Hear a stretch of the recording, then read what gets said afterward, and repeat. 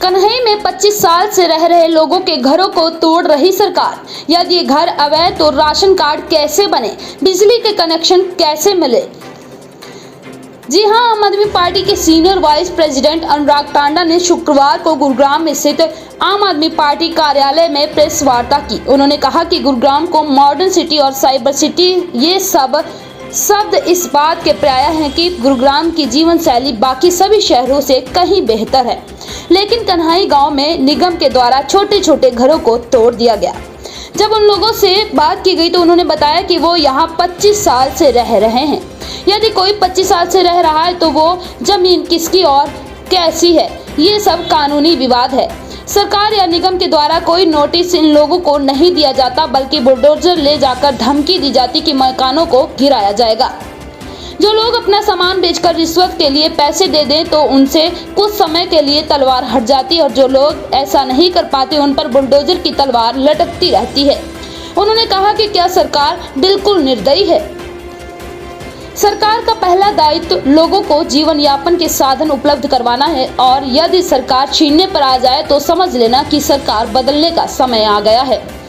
जिस तरीके से सरकार काम कर रही वो अपने आप में स्पष्ट बताता है कि सरकार जमीन से कट चुकी। उन्होंने कहा कि यदि एक घर अवैध है तो 25 साल इन घरों को किसने बसाया, राशन कार्ड कैसे बने, बिजली के कनेक्शन कैसे मिले, इन सबको सरकारी सुविधाएं कैसे मिली। उन्होंने कहा कि सरकार को ये जवाब देना चाहिए कि इस साजिश में कौन कौन से अधिकारी संलिप्त हैं, जिनकी वजह से सरकार दावा करती है कि ये घर अवैध है। उन्होंने कहा कि ये अवैध घर बने भी, बसे भी और यहाँ लोगों को सभी सुविधाएं भी दी गई। जब उन तक अफसरों को सरकार सजा न दे तब तक इन घरों को उजाड़ने का सरकार को कोई अधिकार नहीं है। देखिए, दो महत्वपूर्ण मुद्दों के ऊपर आज ये प्रेस वार्ता रखी गई थी। भारतीय जनता पार्टी की सरकार गरीबों और किसानों को कुचलना चाहती है।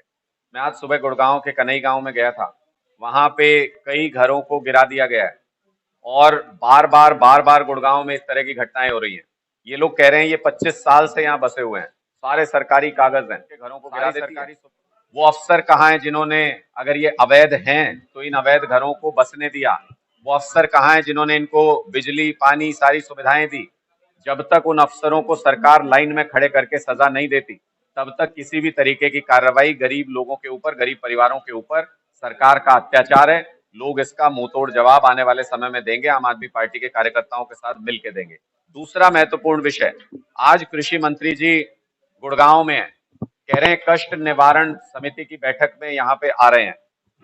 मैं कृषि मंत्री जी से निवेदन करता हूँ कि बाकी कष्ट निवारण भी कीजिएगा, लेकिन पहले जो आपकी प्राइमरी ड्यूटी है कृषि मंत्री होने के नाते, किसानों की मदद करना, पहले किसानों को सहूलियत देने का इंतजाम कीजिए।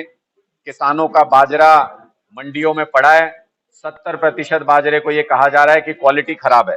कहीं विदेश से तो लाए नहीं है, इसी देश के अंदर पैदा हुआ है, इसी जमीन में पैदा हुआ है। जानबूझकर सरकार साजिश करके प्राइवेट वेंडर्स को फायदा पहुंचाने के लिए ये सारे के सारा ड्रामा कर रही है। इस अनाज को तब तक नहीं खरीदा जाएगा जब तक किसान प्राइवेट वेंडर को सस्ते में बेचने। धान की खरीद एमएसपी पे शुरू हो गई क्या हरियाणा के अंदर? बाजरे की खरीद एमएसपी पे हो रही है क्या हरियाणा के अंदर? कृषि मंत्री, मुझे नहीं पता कि हरियाणा के ही कृषि मंत्री हैं या वो बाहर विदेशों में ज्यादा नजर रखते हैं, लेकिन जितना मेरी जानकारी में है पूरे हरियाणा का किसान त्रस्त है इस वक्त। और हरियाणा में किसी भी फसल का एमएसपी, पहले तो सरकारी खरीद समय पे शुरू नहीं होती, दूसरा मंडियों में इंतजाम नहीं होता, कई कई दिनों तक अपनी फसल लेकर किसान मंडियों में बैठे रहते हैं, और तीसरा मैं तो बता ही रहा हूं 70% बाजरा रिजेक्ट किया जा रहा है क्वालिटी इश्यू बता करके। इसका मतलब एमएसपी किसको दे रहे हो? 30% ही लोग बचे, और उनको भी सरकारी खरीद अभी शुरू नहीं हुई। कई मंडियों में एमएसपी पे खरीदा नहीं जा रहा है बाजरा, तो निश्चित तौर पे सरकारी खरीद जब हो ही नहीं रही है तो एमएसपी का सवाल ही पैदा नहीं होता। इसीलिए किसान नाराज हैं पूरे हरियाणा प्रदेश के अंदर। कृषि मंत्री अगर ऐसा कह रहे हैं कि सबसे ज्यादा एमएसपी पे हरियाणा फसल खरीदता है तो उनसे बड़ा झूठा भी बर्दाश्त करते। जब आपको टैक्स लेना होता है एक दिन भी डिले बर्दाश्त नहीं करते।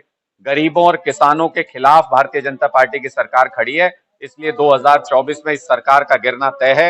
लोग इसको नेस्तो नाबूद कर देंगे इस सरकार को, और आम आदमी का राज लेके आएंगे 2024 में।